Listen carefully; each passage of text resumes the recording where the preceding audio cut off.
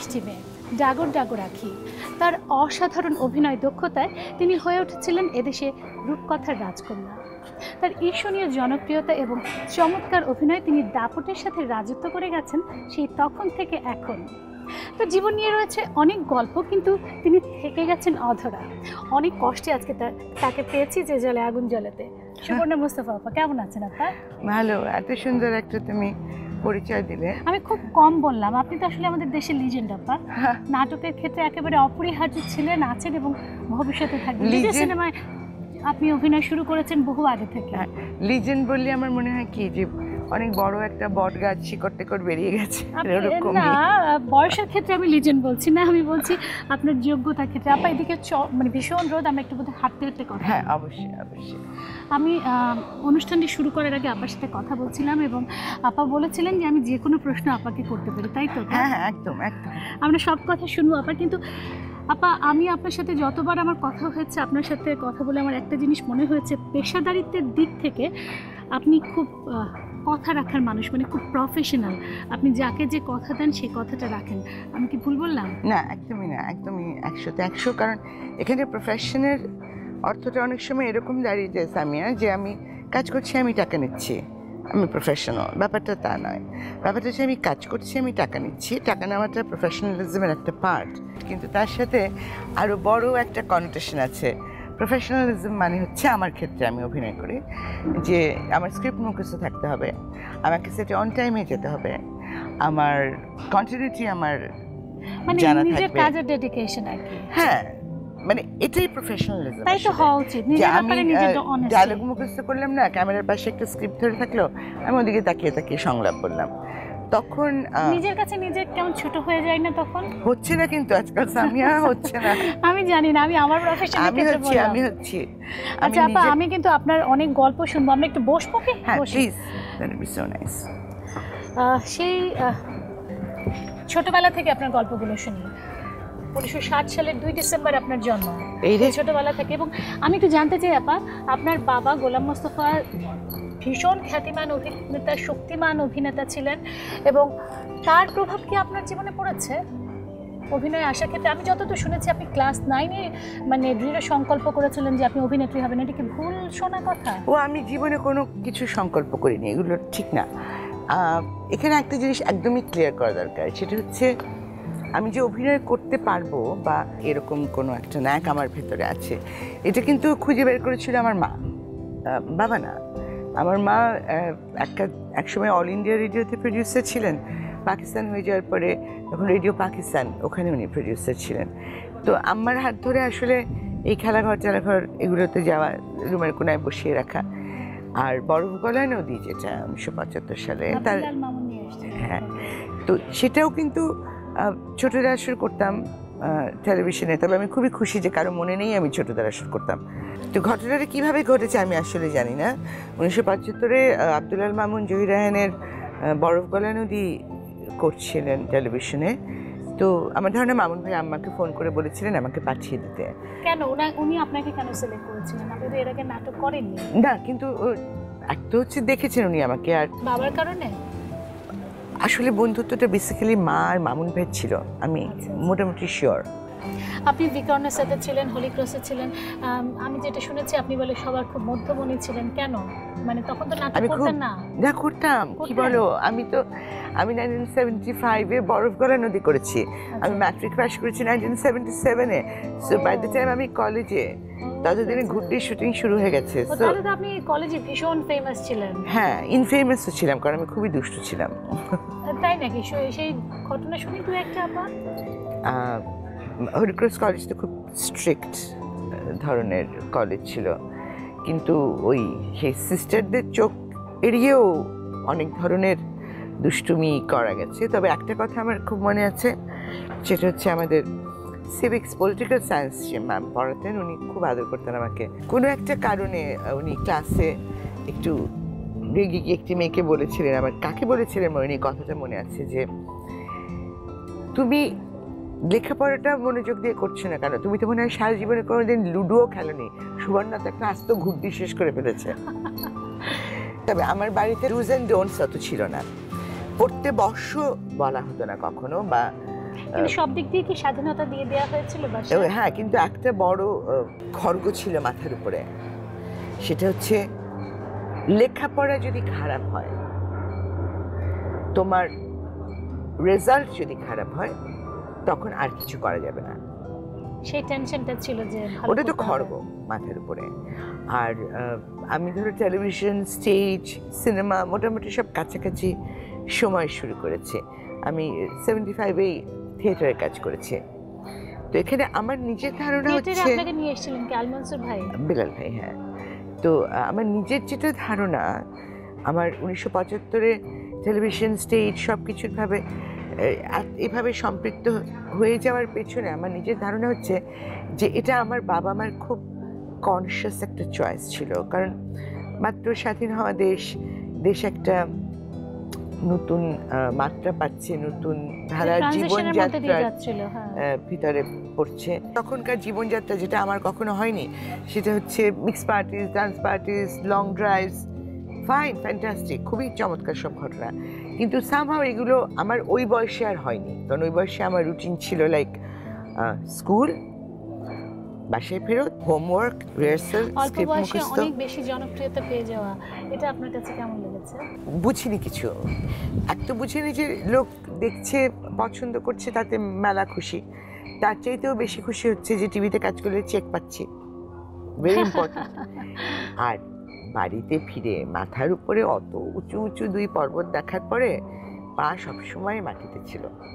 আপনি যে Dhaka university English ডিপার্টমেন্টে ভর্তি হয়েছিলেন, সেখানকার ঘটনা শুনি। ইউনিভার্সিটি লাইফ ওয়াজ আমার জন্য ভেরি ভেরি ইন্টারেস্টিং, খুবই খুবই মজার ঘটনা। সেটা হচ্ছে যে আমি একদম রেগুলার স্টুডেন্টের মতো বিহেভ করতাম।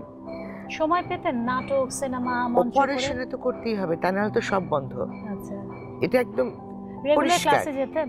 রেগুলার ক্লাস যেতাম, একদম সকাল 8টায় ক্লাস। আর আমি যেটা করতাম, আমার পরীক্ষার সময় তো আমি কোনো কাজ করতাম না। সেটা এসএসসি, এইচএসসি, অনার্স, মাস্টার্স, একদম গ্যাপ, 3-4 মাসের গ্যাপ কাজে। যদিও আমি মাস্টার্স করতে করতে সিনেমাও করেছি, তবে আমার খুব মজার অভিজ্ঞতা হচ্ছে যে আমি তখন ঢাকা ইউনিভার্সিটিতে পড়ি, নয়নের আলো চলছে বলাকাতে, সুপার ডুপার হিট ছবি, কিন্তু আমি ঢাকা ইউনিভার্সিটিতেই পড়ি। আমি ক্লাস করতে যাই, দল বেঁধে মানুষ আমাকে দেখতে আসে, আমাকে গিফট দিয়ে যায়, আমাকে আমার ছবির গান শোনায়, কিন্তু আমি আমার মতোই। টেলিভিশনে শঙ্খনীল কারাগার অন এয়ার হলো, নাটক। আমি তখন কলেজে পড়ি, আমি কলেজে যাচ্ছি রিক্সায় করে, একটা লালবাতি, পাশের রিক্সায় এক ভদ্রমহিলা বসা। উনি আমাকে দেখলেন, উনি রিক্সার থেকে নামলেন, নেমে আমার মাথায় হাত দিয়ে বললেন যে তুমি এত ভালো অভিনয় করো, তোমার বাবা মা নিশ্চয়ই তোমাকে নিয়ে অনেক গর্ব করেন। তারপরে সবুজ বাতি উনি চলে গেলেন, এবং আমি পুরো পথ একটা জিনিসই চিন্তা করলাম যে একজন অপরিচিত একজন মহিলা আমার একটি কাজ দেখে তার ভিতরে যদি এই আবেগ কাজ করে থাকে, তাহলে এই কাজটি আমি মোটামুটি একটু করতে পারি। ওই যে অনেকেই বলে না যে কমিটমেন্ট থেকে কাজে এসেছি, কথাটা ঠিক না। আমি তখন মাত্র সিরিয়াস হলাম কাজের ব্যাপারে, দায়িত্ববোধটা চলে আসলো আপনার মধ্যে। এক্স্যাক্টলি। তারপরে ওই দায়িত্ববোধ থেকে ভালো লাগাটা বাড়তে বাড়তে কমিটমেন্টটা আসে। কিন্তু আপনি আপনার কাজের প্রতি ভালো লাগা বা কমিটমেন্টের কথা বলছেন, কিন্তু আপনার প্রতি অজস্র মানুষ ভালো লাগায় পড়েছে, ভালোবাসায় পড়েছে। যেমন আমি যদি বলি, আপনাদেরকে ত্রিরত্ন বলা হতো। আপনি, আফজাল ভাই, ফরিদি ভাই, আপনারা একেবারে ত্রিরত্ন ছিলেন। এবং আপনাকে নিয়ে নানা রকম, বললাম না আপনার জীবন নিয়ে অনেক রকম গল্প আছে। আপনি কিন্তু অধরা থেকে গেছেন। যেমন বলা হতো একসময় যে আল মনসুর ভাইয়ের সাথে সম্পর্ক নিয়ে আপনাকে বলা হতো, একসময় বলা হতো আসাদ ভাইয়ের সাথে সম্পর্ক নিয়ে বলা হতো। তারপরে তো আফজাল ভাইটা তো একেবারে গল্প হয়ে গেছে। হ্যাঁ, রূপকথা সুন্দর, বাট আফজালের নিয়ে না রূপকথা আমি ওভাবে বলি না। আমি আর আফজাল হচ্ছি যে টেলিভিশনের ফার্স্ট অফ ইটস কাইন্ড, এরকম। আমাদের তখন বয়স অল্প, আমরা করি একসাথে ঢাকা থিয়েটার, তো 24 ঘন্টার 18 ঘন্টায় একসাথে থাকা হয়। তো আফজালের সাথে কি আমার বন্ধুত্ব ছিল না? ছিল। বন্ধুত্বটা কি একটু স্পেশাল ছিল না আমাদের? সেটাও ছিল। সেটা নিয়ে এই বয়সে এসে হাইড অ্যান্ড সিক করারও কিছু নেই। তো সে সময় বন্ধুত্ব ছিল, স্পেশাল ফ্রেন্ডশিপ ছিল, কিন্তু যতটা না আমাদের বন্ধুত্ব স্পেশাল ছিল, মানুষ সেটাকে আরো স্পেশাল ভাবতে ভালোবেসেছে। মানে এটা কি শুধুমাত্র স্পেশাল বন্ধুত্বই ছিল? অন্যরকম আমরা যে বলি গল্পে পড়েছি বা উপন্যাসে পড়েছি বা ম্যাগাজিনে যেটা পড়া হয়েছে যে ভালোবাসার একটা সম্পর্ক, সেটি ছিল না? আমার তো আমার সমস্ত সহশিল্পীদের সাথে ভালোবাসার সম্পর্ক, না ওই ভালোবাসা সিরিয়াসলি অবশ্যই ছিল ভালোবাসার সম্পর্ক, কিন্তু সমস্ত ভালোবাসার মানে ইকুয়ালস টু অতঃপর তাহারা সুখে শান্তিতে বসবাস করিতে লাগিল, আই ডোন্ট থিঙ্ক সো। কারণ হওয়ার হলে তো হতোই। আমার আর আফজালের জুটিটা না মানুষের ভালোবাসায় তৈরি। মানুষ আমাদেরকে স্ক্রিনে দেখতে পছন্দ করেছে, আর তার পেছনের কারণটা হচ্ছে কারণ আমি আর আফজাল খুবই সহজ ছিলাম স্ক্রিনে, যেহেতু আমরা মানে এতটা সময় একসাথে কাটাই, ছোটবেলা থেকেই বড় হচ্ছি এবং খুবই গভীর বন্ধুত্ব সব মিলিয়ে হয়েছে। তুমি আমাকে বলো, আমাকে আর ফরিদিকে স্ক্রিনে একসাথে ভালো লাগেনি? হ্যাঁ, সেটা তো তারপরে আপনারা খুব সফল জুটি হয়ে গেলেন, তারপরে তো আপনাদের কাহিনী। এখন আমাকে বলো, কোথাও কেউ নেই, আমার আর নূর ভাইয়ের পেয়ারের কথা বলো। আপা জুটি আমরা দর্শকরা তৈরি করি, কিন্তু যা রটে তা কিছুটা ঘটে। শোনো, আমি আমার সারা জীবনে একটা কাজ করিনি, আমি আমার কোনো সম্পর্ক ডিনাই করিনি। আমি সম্পর্ক থেকে বেরিয়ে গেছি যখন, সেটাও ডিনাই করিনি, মানে ডিসঅনেস্টি করতে চান। Very clear. হ্যাঁ, কারণ আচ্ছা আপা, তাহলে আমি একটু ফরিদি ভাইয়ের প্রসঙ্গে আসি। হয় না। ফরিদি ভাইয়ের সাথে আপনার প্রেমের গল্পটাই শুনতে চাই, কারণ ফরিদি ভাই নিজেও বিবাহিত ছিলেন এবং তারও প্রেম করে দিয়ে তারপরে আপনার সাথে আবার তুমুল প্রেম। তুমুল প্রেম কথাটা খুবই ভালো লাগছে। কোনো মানুষ একটি সম্পর্ক যখন স্টেডি থাকে, সেখান থেকে একেবারে পাগল না হয়ে গেলে আরেকটি সম্পর্কে যায় না। এখানে তুমি যে প্রশ্নটি করছো, সেটা আমি আসলে ফরিদিকে নিয়ে যতটুকু বলা ডিসেন্ট ততটুকু বলতে চাই, কারণ যে মানুষটি এখন আর নেই সে তার সপক্ষ সমর্থন বা অসমর্থন করার জন্য এখানে উপস্থিত নেই। সো আমি ইউজুয়ালি হুমায়ুন ফরিদিকে নিয়ে খুব একটা কথা এই কারণে বলি না। হ্যাঁ, ফরিদির সাথে যখন আমার প্রেম হয়েছে, সারা বাংলাদেশ জেনেছে, সে এক মহা বিরাট ঘটনা। এবং আমি আর ফরিদি একসাথে প্রচুর কাজ করেছি, চলচ্চিত্রে কাজ করেছি। We were very good friends. We were actually, Afzal, আমি আর Faridi we were very very good friends. সম্পর্কের ভিতরে প্রেম, ভালোবাসা, বন্ধুত্ব, বিয়ের ভিতরে সবই লাগে, কিন্তু আমার কাছে সম্মান, আমার কাছে মনে হয় যে কোনো একটা সার্টেন টাইমে গিয়ে সব থাকলেও কিন্তু বন্ধুত্বটা নষ্ট হয়ে গেল, তখন ওই সম্পর্কে আমি থাকতে আর আগ্রহী নই। তার মানে আপনি বলতে চাইছেন যে ভালোবাসা থাকলে বন্ধুত্ব নষ্ট হলে সেই সম্পর্কে এবং সম্মান, মানে এটিকে কি বলে, পারস্পরিক সম্মানবোধ যদি যদি না থাকে। আমি একটা ঘটনা শুনেছিলাম, জানি না কতটুকু সত্যি কতটুকু মিথ্যে, সবই তো শোনা কথা, যে আপনাদের সাথে দুজনের একবার ঝগড়া হয়েছিল, আপনি বাসা থেকে বের হয়ে গেছিলেন রাগ করে, ফরিদি ভাই সারা দেয়াল জুড়ে আপনার নাম লিখে রেখেছিল। এটা কতটা সত্যি? এটা পুরোটাই মিথ্যা। এক কথা হচ্ছে, আমি ঝগড়া করি না। এটা তুমি আমার বন্ধু বান্ধব, আমার শিক্ষক হুমায়ুন ফরিদি জীবিত থাকলে বলতাম, হুমায়ুন ফরিদিকে গিয়ে জিজ্ঞেস করো। আমি ঝগড়া করি না, কারণ আমি ঝগড়ায় বিশ্বাস করি না। I make my point. আর এটা খুবই একটা ফানি গল্প। আমাদের ঘর রং করাবার কথা ছিল, তো ফরিদির কিছু ছেলে মানুষই পাগলামি তো ছিলই। তো আমি রাত্রেবেলা ঘুমিয়ে গেছি, সকালবেলায় আমি উঠে দেখি পুরো ঘর জুড়ে আমার নাম লেখা, ছাদে টাদে। আমি যেগুলো কী করেছো? বলছি না, ঘরটা রং করাতে হবে, তো এখন এগুলো লিখে রাখা ভালো, তাহলে তাড়াতাড়ি এটা ঘষে রংটা করানো হবে। আর ইটস সো হ্যাপেন যে ঠিক তার পরের দিনই আমাদের কিছু বন্ধু বান্ধব এসছিলেন বাড়িতে, গানের কিছু মানুষ, অভিনয়ের কিছু মানুষ। এটা তাদের কোনো একজনেরই উর্বর মস্তিষ্কের, মানে হ্যাঁ, যে ঝগড়া ছাড়া এরকম হতে পারে না। এরকম হতে পারে, ঝগড়াই লাগে না আসলে। ঝগড়া লাগে প্রতিবার তোমার স্বামী ঝগড়া করেই তোমাকে বলবে আমি তোমাকে ভালোবাসি, এমনি বলা যাবে না? কি অদ্ভুত কথা। আমি আপনার কাছে অনেক প্রশ্ন আছে, কিন্তু আমাকে একটা বিরতি নিতে হবে। কিন্তু তারও আগে একটু জানতেই চাই, দূরত্বটা আপনি বলেছেন যে কোনো বন্ধুত্বপূর্ণ সম্পর্ক যদি না থাকে, সম্মান যদি না থাকে, সেই সম্পর্কে আপনি বিশ্বাসী নন। দূরত্বটা কেন তৈরি হয়েছিল তাহলে? শুধুমাত্র এই দুটো কারণে, নাকি যে আরও কানা ঘষে শোনা যায় যে বাণিজ্যিক ছবিতে ফরিদি ভাইয়ের অংশ নেওয়া অথবা ফরিদি ভাইয়ের অত্যাধিক মদ্যপান, কোনটি আসলে? একদম বাণিজ্যিক সিনেমার টাকায় বড় হওয়া হচ্ছে সুবর্ণা মুস্তাফা। আমার বাবা বাণিজ্যিক সিনেমাই করেছে। আমার স্কুল, কলেজ ইউনিভার্সিটি স্টাইপেন্ডের টাকা, ধরো ইউনিভার্সিটিতে প্রায় বিনা বেতনে পড়াশোনা করেছি, কারণ আমি ভালো রেজাল্ট করেছিলাম, উল্টো টাকা দিত আমাকে ইউনিভার্সিটি। আর মদ্যপানটি নিয়ে আমি আসলে কোনো মন্তব্যই করতে চাই না, কারণ ওই যে বললাম যে হুমায়ুন ফরিদি তো নেই এখানে, তার পক্ষটি সে সমর্থন বা অসমর্থন করবার জন্য। একটি সম্পর্ক যখন আর থাকে না, তখন হয় কি, খুব সোজা হয়ে যায় আঙ্গুল তুলে দেখানো, পয়েন্ট করা, কাদা ছুঁড়াছুড়ি করা। আমার যেটা মনে হয়, একটি সম্পর্ক যখন ভেঙে যায়, তখন এটি একটি অত্যন্ত দুঃখজনক ঘটনা। যখন হুমায়ুন ফরিদি এবং আমার মতো এত বড় স্টেচারের দুজন মানুষের সম্পর্ক ভেঙে যায়, এটা অবশ্যই এক ধরনের দুঃখবোধ তো সৃষ্টি করেই, কৌতূহলও সৃষ্টি করে, কিছু বাজে কৌতূহলও সৃষ্টি করে। ঘটনার পেছনে কিন্তু যে সাংঘাতিক বিভৎস কিছু একটা থাকতেই হবে এমন কিছু নেই। মানে আমি সবসময় ধর্মটার মতো কোট করি না, আমাদের ধর্মেই বলা আছে যে যদি তোমার আর কোনো কারণ লাগবে না, যদি তোমার জাস্ট থাকতে ইচ্ছে করছে না একসাথে, সেটাই যথেষ্ট কারণ একসাথে না থাকার। সেটা কি নিজস্ব সম্পর্কের মধ্যে সম্পর্কটা নষ্ট হয়ে যাওয়া নাকি বাইরের সম্পর্কের প্রতি আগ্রহটা তৈরি হওয়া? আপা ও না না, আমি কখনো, ইট ওয়াজ নেভার লাইক দ্যাট, কখনোই না। কারণ আমি মনে করি যে আমি খুবই সেন একজন মানুষ।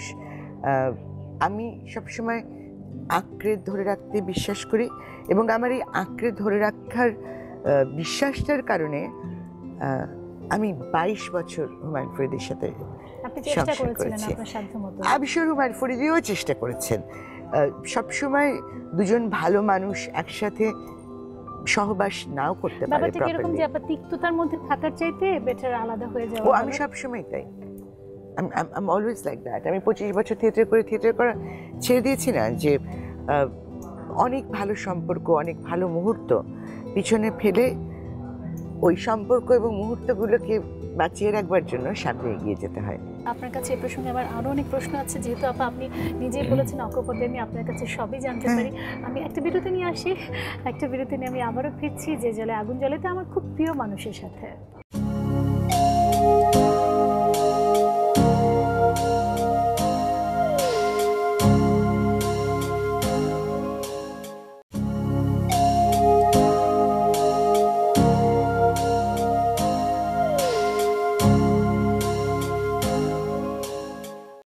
দর্শক দেখছেন যে জলে আগুন জ্বলে, আমি সামিয়া রহমান আছি আপনাদের সাথে।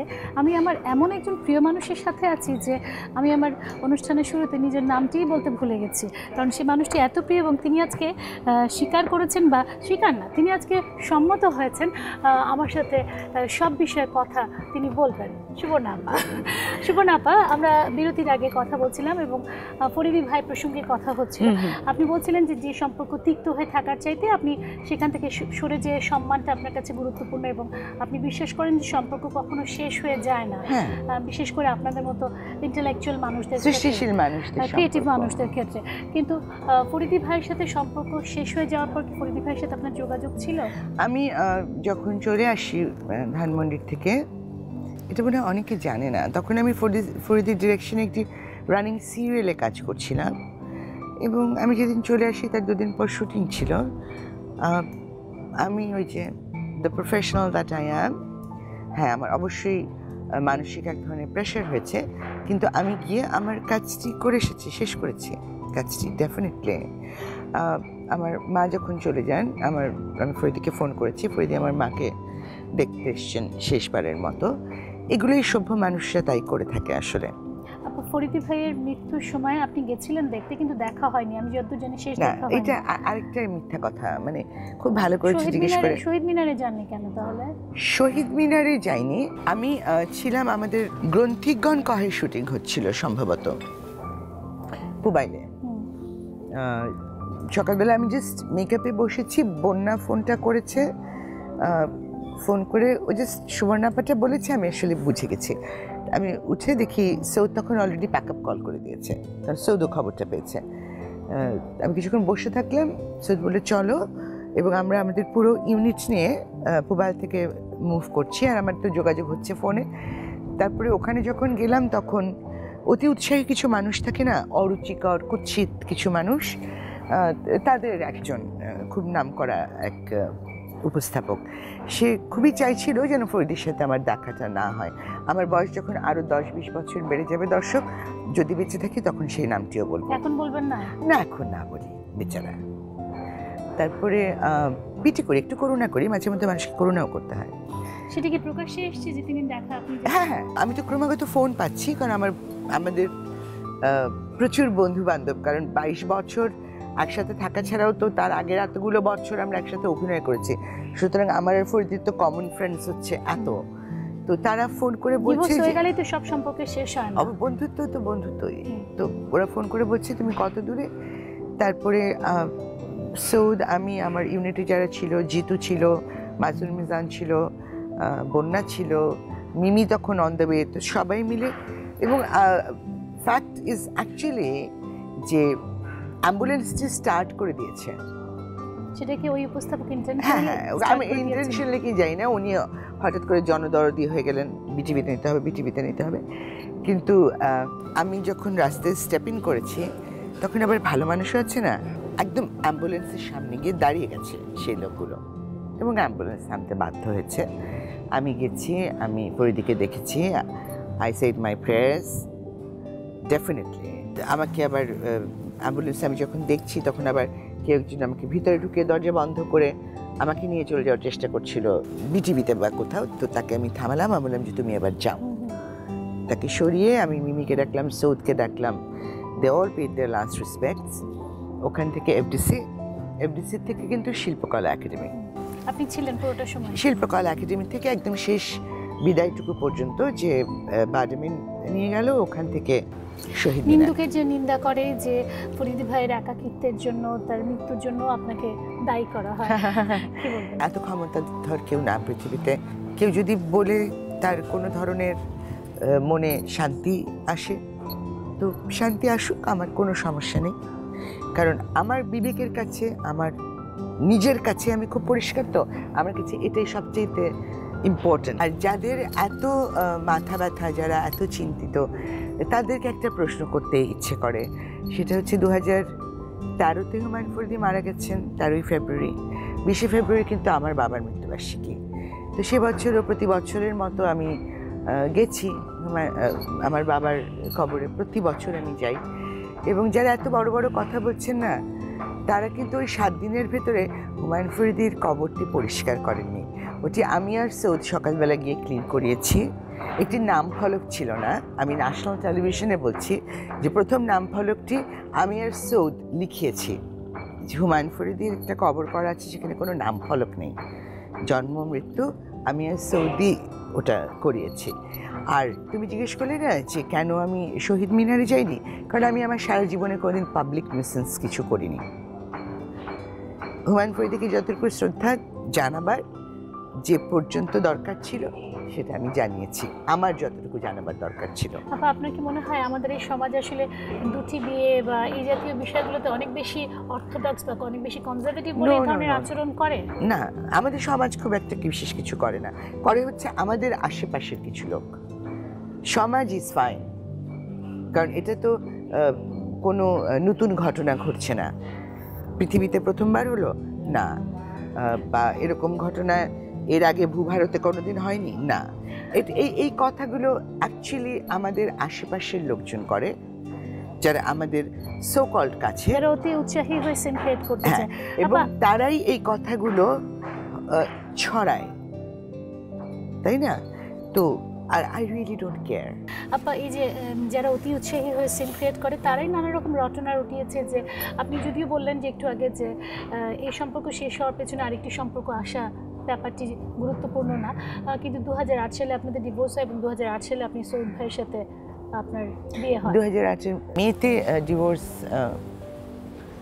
হয়ে যায় এবং জুনের 27 তারিখে আমাদের বিয়ে হয়। আচ্ছা, এখন ঘটনাটা হচ্ছে এরকম, আমার পরিচিত জনদের মধ্যে সবচেয়ে কম চিনি, কম সময়ের চিনি কিন্তু আসলে সৌদকে। আমি যখন ধানমন্ডি থেকে মুভ করি, তখন সৌদকে আমি চিনি। সৌদ আমার ডিরেক্টর ডলস হাউসের।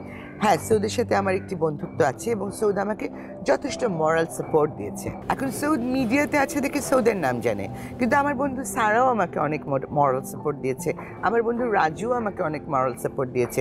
Just because they are not media people, তাদের কথা অনেকে জানে না। এবং আমি যখন চলে আসি, তখন আমার বিয়ে কখনো মাথায় ছিল না, ইট ওয়াজ নট দেয়ার। বাট হ্যাঁ, এই স্টেপটা যে নেওয়া যায়, এই সাহসটুকু আমি অবশ্যই সৌদের কাছ থেকে পেয়েছি, যে ওরকম একটি আনহ্যাপি সিচুয়েশনে থাকার চাইতে ইট ইজ বেটার দ্যাট আমি একা থাকি।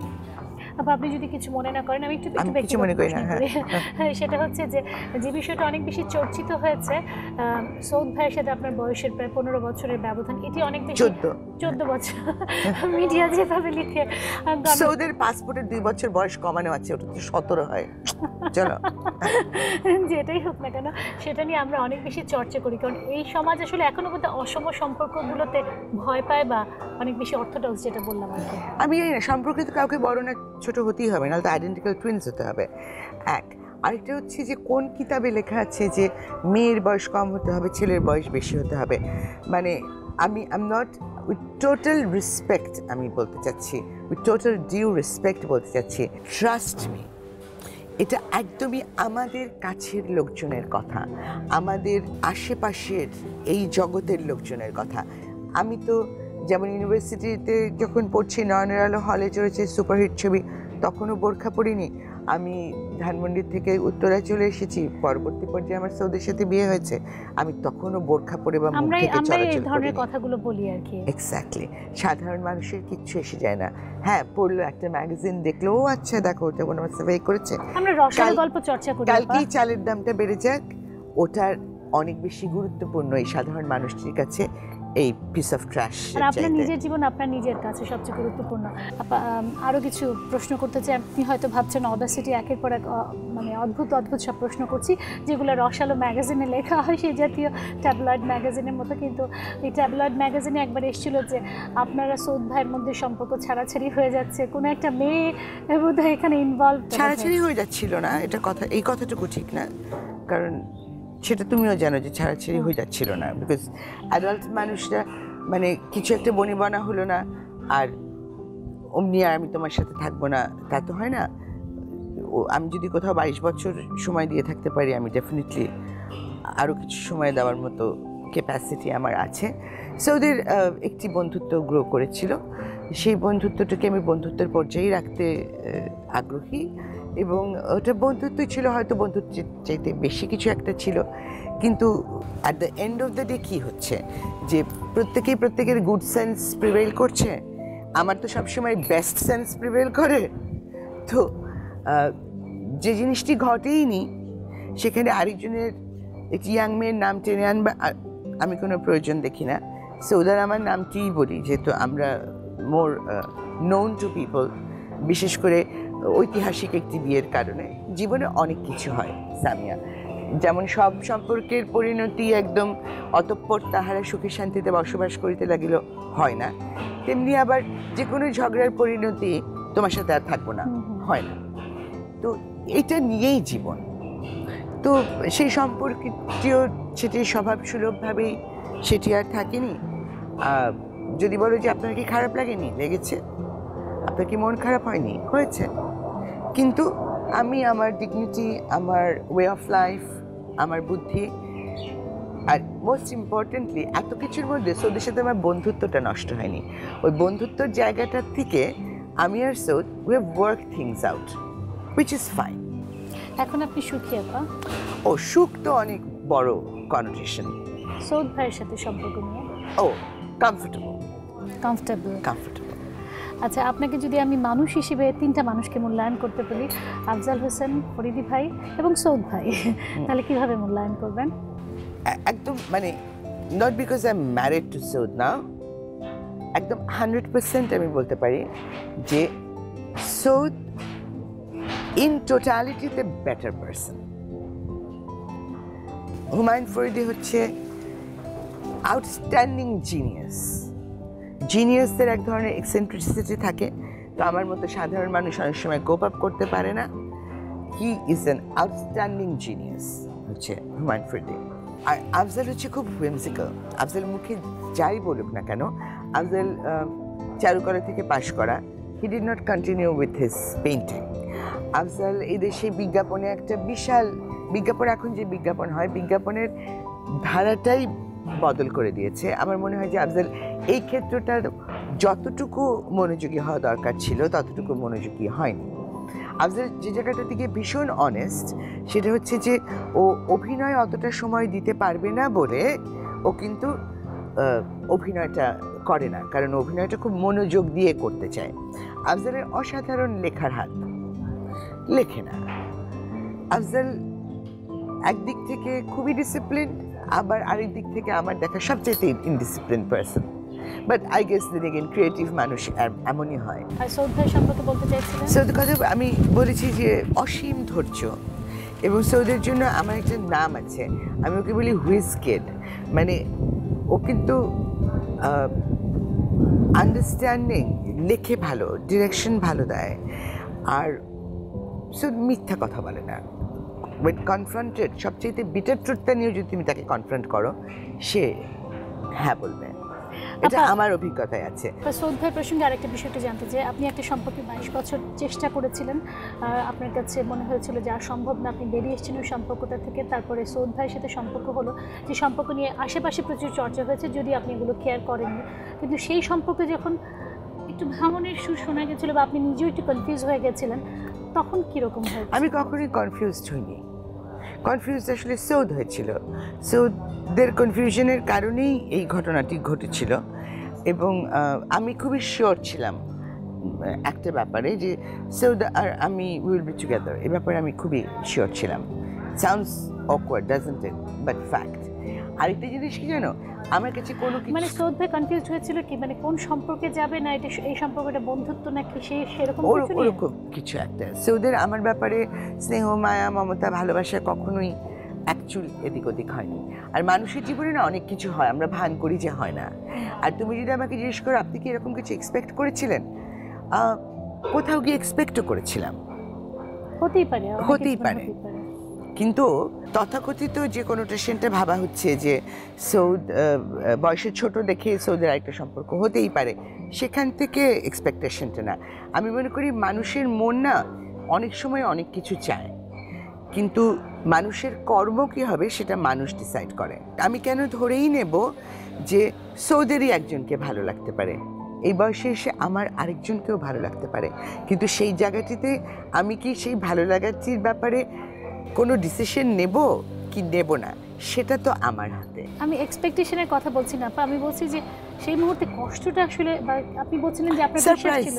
আমি একটু সারপ্রাইজড হয়েছিলাম, not like Saud, I was slightly surprised, but I was pretty sure যে ultimately at the end of the day it's going to work out.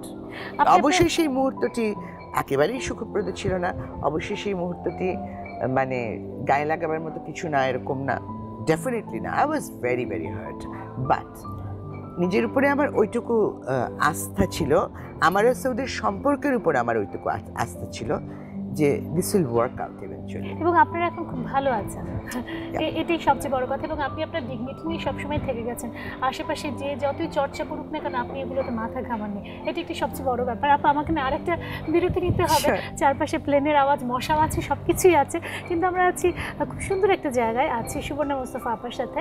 একটা বিরতি নিয়ে আমি ফিরছি যে জলে আগুন জ্বলাতে।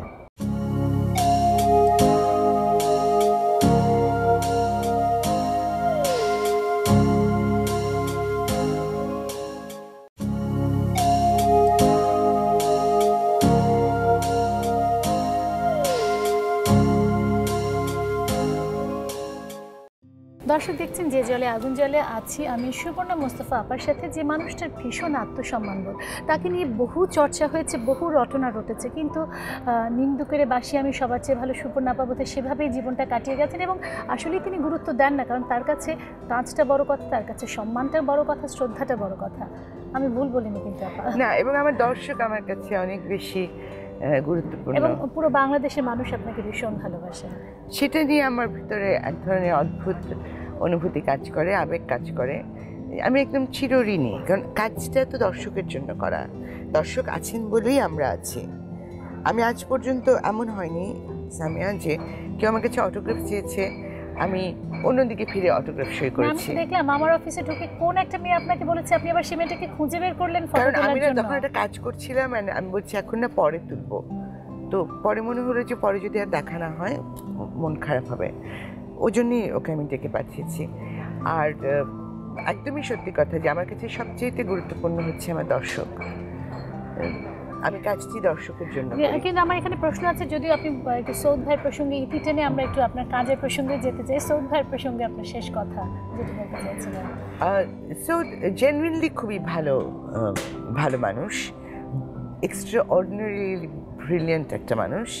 এবং আফজাল হোসেনের ভাষায়, যে আফজালের মতামত এটা, যে সৌদ হচ্ছে বাংলাদেশের সবচেয়ে ভালো প্লে রাইট, যে স্ক্রিপ্ট সে সবচাইতে ভালো লেখে। এবং আমার কাছে ওনার যেটা গুণটা খুব অল্প সময় চেনা জানা মনে হয়েছে যে খুব ডেডিকেশন আছে কাজের প্রতি, ভেরি ভেরি কমিটেড, খুব ফোকাসড।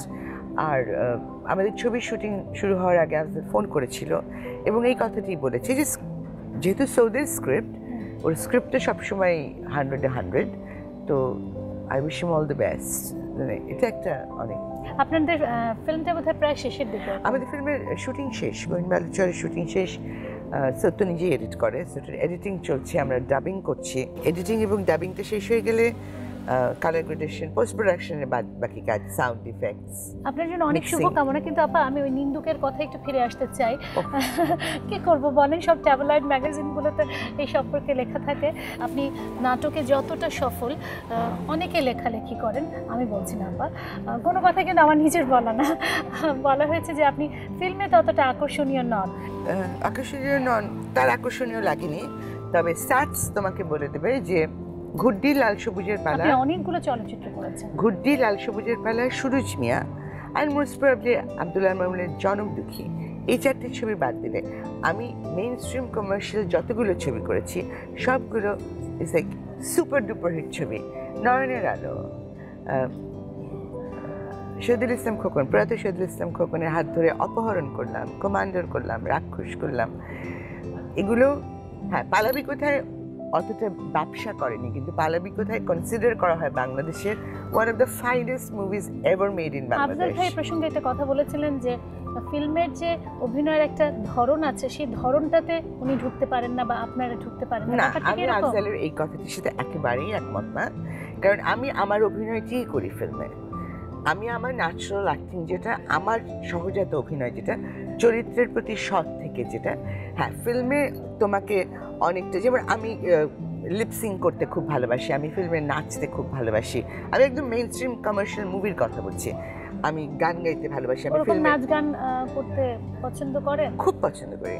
আমি অ্যাক্টর, আমি সব কিছু এক্সপেরিমেন্ট করব, আমি সব কিছু করব। আমি অ্যাক্টর, আমি শুধু বসে বসে গম্ভীর গম্ভীর সংলাপ বলি, আর এরা অ্যাক্টার্স না। অ্যাক্টর সব কিছু করবে। নাসিরুদ্দিন শাহ অ্যাক্টর না? নাসিরুদ্দিন শাহকে তুমি স্পর্শে দেখো, নাসিরুদ্দিন শাহ তিচ্ছি টুপিওয়ালে বলে যখন গান গায়, দেখো না? তার মানে আপনি মনে করছেন যে আসলে অভিনয় যোগ্যতা থাকলে ওগুলো কোনো ব্যাপার না, আপনি আপনার যে অভিনয়। আমি তো খুবই মিস করবো। আমি তো একদম চেয়েছিলাম যে, এখন তো ওই ছবি বানায় না বাংলাদেশ, ওই যে রাজা বাদশাহের ছবি হয় না, পরীর ডানা টানা লাগিয়ে একটু পরী অভিনয় চেয়েছিলাম। নেক্সট টাইম আমাদের কোনো চলচ্চিত্র নির্মাতা যদি রাজা বাদশার ছবি করেন, সুবর্ণাপাকে কাজ করতে অবশ্যই ভুলবেন না। কিন্তু অবশ্যই সেই ছবিটি ওয়েল মেড একটি ছবি হতে হবে, ডেফিনেটলি সেটার স্টোরি লাইন খুব সুন্দর হতে হবে, ডিরেকশন ভালো, গল্প মজার থাকতে হবে। এখন ধরো যদি 7 ভাই চম্পা আবার কেউ বানায়, করবো না? করবো তো, 100 বার করবো। আপা একটা বিষয় একটু জানতে চাই যে আপনি একটা ইন্টারভিউতে পড়েছিলাম যে আপনি নাটক করতে পছন্দ করছেন কিন্তু নাটক দেখতে আর পছন্দ করছেন, কেন? এটা কন্ট্রাডিকশন হয়ে যাচ্ছে না? না, কিসের কন্ট্রাডিকশন? আমি 40 মিনিটের নাটকের ভিতরে 45 মিনিট যদি বিজ্ঞাপনে দেখি, আমার কনসেন্ট্রেশন থাকে না। তার মধ্যে ঘটনা হচ্ছে, একটা ছেলে বা একটা মেয়ে সুন্দর করে একটা চরিত্র নির্মাণ করলো, ব্রেক হলো, ও মা তাকিয়ে দেখি সেই ছেলে অথবা সেই মেয়ে হয় সাবান বিক্রি করছে, নাহলে তেল বিক্রি করছে, নাহলে শাড়ি বিক্রি করছে। আমি যে এত কষ্ট করে মাথার ভিতরে একটা ছবি তৈরি করলাম, তো পুরো ভেঙে চুরচুর হয়ে গেল। বিজ্ঞাপন তো সবাইকে টানবে। এখানে গিয়ে আমার কিছু কথা বলার আছে। কোথায় কোথায় আমি কাজ করব। আমি লাক্স করেছি, আমি লাক্সের অ্যাম্বাসেডর ছিলাম, উইচ ইজ ফাইন। কিন্তু আমি যখন একটা সিরিয়াস নাটক করছি, আমি গহিনে হচ্ছে, অন এয়ার হচ্ছে, আমি রমলার মতো একটা অত বড় চরিত্র করেছি, সেখানে হঠাৎ করে খুব একটা ইন্টেন্স মুহূর্তে ব্রেকে আমি সুন্দর করে সেজে গয়নার বিজ্ঞাপন করছি, এটা নিজের কাছে আমি নিতে পারবো না। এটা আমার অক্ষমতা ধরে নিলাম। নাটক দেখতে পারি না আসলে, একটা অন টাইম শুরু হয় না, বিজ্ঞাপনের আধিক্য। তাহলে আমাদের এই যে আপনি বলছেন যে আমাদের দর্শক যে চলে যাচ্ছে অন্য দেশে অন্য মাধ্যমে, সেটা কি আসলে বিজ্ঞাপনের আধিক্যের জন্য নাকি আমাদের প্রোডাকশন মানের মধ্যে দুর্বলতা আছে? প্রোডাকশন মানের মধ্যে দুর্বলতা আছে, কারণ তোমাকে টাকা তো দিচ্ছে এতটুকু। আর আমি কখনোই স্কাইয়ের এগেনস্টে না, স্কাই খোলা। আমি কখনোই দর্শককে ডিকটেট করতে পারবো না, তুমি এটা দেখো এটা দেখো না। আজ পর্যন্ত বাংলাদেশে ভালো কাজ দর্শক দেখেনি এমন হয়নি। এমনকি এখন যদি ঠিক সময় টেলিভিশনের সামনে নাও বসে, ইউটিউবে যে কিন্তু সেই নাটকটা দেখছে না, দেখছে।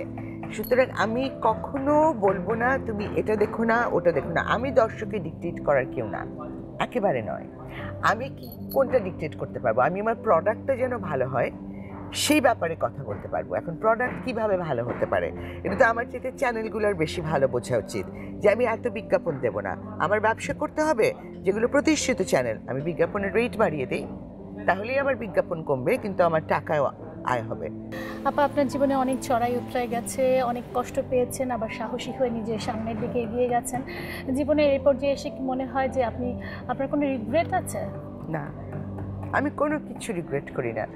আমার বাবা শিখিয়ে গেছিল যে কোনো অভিজ্ঞতা খারাপ হতে পারে না, কারণ সব অভিজ্ঞতা থেকে তুমি শেখো। আপনি কি আপনার সবগুলো অভিজ্ঞতা থেকে শিখতে পেরেছেন? অবশ্যই অবশ্যই চেষ্টা করেছি। আর আমার তো ভুল করার অধিকার আছে, ভুল করব, ভুল থেকে শিখবো। প্রতিটি মানুষের, প্রতিটি শিশুর, প্রতিটি ব্যক্তির ভুল করবার অধিকার আছে। আপা, ভুল করবার অধিকার যেমন আছে তেমনি জীবনে যা কিছু পেয়েছেন তাতে কি আপনি সন্তুষ্ট? আমি তো সন্তুষ্ট। কেন জানো, আমি সেই বা কাজটি করে, দুঃখের যে সমস্ত ঘটনা ঘটেছে তারপরেও আপনি সন্তুষ্ট? আমি সন্তুষ্ট, কারণ আমি সেই কাজটি করি, আমার জীবিকা নির্বাহ করি, যেটি করতে আমি পছন্দ করি। তুমি চিন্তা করো, বাংলাদেশে কত মানুষ আছে, ধরো এজি অফিসের যে ক্লার্ক, ওর ইচ্ছে করে না হয়তো ওইখানে কলমটা পিষতে, বা সেক্রেটারিয়েটে যারা চাকরি করছে, অনেক ক্রিয়েটিভ মানুষ অনেক জায়গায় তার পছন্দের কাজটি করে তো জীবিকা নির্বাহ করছি না। আমাদের মতো একটা দেশে আমি ঠিক সেই কাজটি করেই আমার জীবিকা নির্বাহ করি, যেটি আমি করতে চাই, যেটি আমার প্যাশন। আরেকদিন এই অনুষ্ঠানটা করতে হবে, কারণ মিউজিক নিয়ে একটু কথা বলতে চাচ্ছিলাম। I love music. মিউজিক হচ্ছে আমার অভিনয়ের পাশাপাশি অলমোস্ট ইকুয়াল একটা প্যাশনের জায়গা। এবং আমার জীবনের সবচেয়ে বড় ট্র্যাজেডি হচ্ছে আমার গলায় কোনো সুর নাই। আমি সবার গান শুনি। আমার সবচেয়ে প্রিয় সঙ্গীত শিল্পী হচ্ছে লতা মঙ্গেশকর। সব কিছু মিলিয়ে হেমন্ত মুখোপাধ্যায় ডেফিনেটলি, আমাদের দেশে সুবীর নন্দী, সাবেনি ইয়াসমিন, রুনা লায়লা, কে না, কিন্তু এআর রহমান হচ্ছে গড অফ মিউজিক আমার কাছে। কিন্তু আপনার দুঃখ হচ্ছে আপনার গলায় সুর নেই। এটা দুঃখ না, এটা দুঃখেরও বেশি যদি কিছু থাকে। এটা আমারও দুঃখ আপা, আমরা তো খুবই নগণ্য মানুষ। কিন্তু তোমার জায়গা থেকে আমি একটা জায়গায় অ্যাডভান্টেজে আছি। একটু আগে বললাম না আমি ছবিতে লিপসিং করতে ভালোবাসি, নাচতে ভালোবাসি, তো আমি প্রচুর নাটক আর ছবিতে লিপসিং করি, তো সেটা অ্যাডভান্টেজ আছে আপনার। আপা, যদি বলি যে সুবর্ণা আপা ভবিষ্যতে আসলে কি চান বা আর কি হতে চান? আপনি তো অনেক কিছু পেয়েছেন, মানুষের ভালোবাসা পেয়েছেন, আপনার শখ স্বপ্ন অনুযায়ী আপনি কাজ করতে পেরেছেন, যদিও আপনার নিজের জীবনে নানা রকম চড়াই উতরে গেছে, কিন্তু তাতে আপনি দুঃখী না বা আপনার কোনো আফসোস নেই। কিন্তু সুবর্ণা আপা আর কি চায়? আমি কি চাই একটু বুকেশ শোনাবে জানো। আমি বাংলাদেশকে আরও সমৃদ্ধশালী দেখতে চাই। আমি দেখতে চাই যে আমাদের দেশের বাচ্চারা 21শে ফেব্রুয়ারি কী, স্বাধীনতা দিবস কী, বিজয় দিবস কী, এ ব্যাপারে একটা স্বচ্ছ ধারণা থাকে। এবছর যে ভুলগুলো হয়েছে, যে বীরশ্রেষ্ঠদের ছবি দিয়ে আমার ভাইয়ের রক্তে রাঙানো 21শে ফেব্রুয়ারি, এই ঘটনাটি আর সামনের বছর দেখতে চাই না।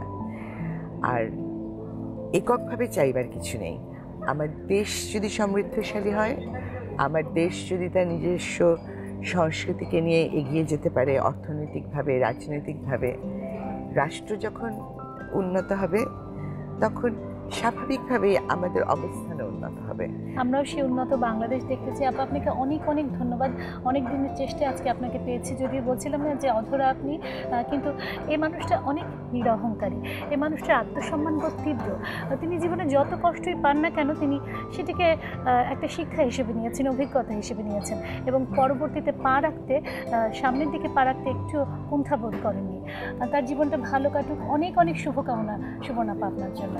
তোমাকে অনেক অনেক ধন্যবাদ। আজকের মতো শেষ করছি। যে জলে আগুন জ্বলে।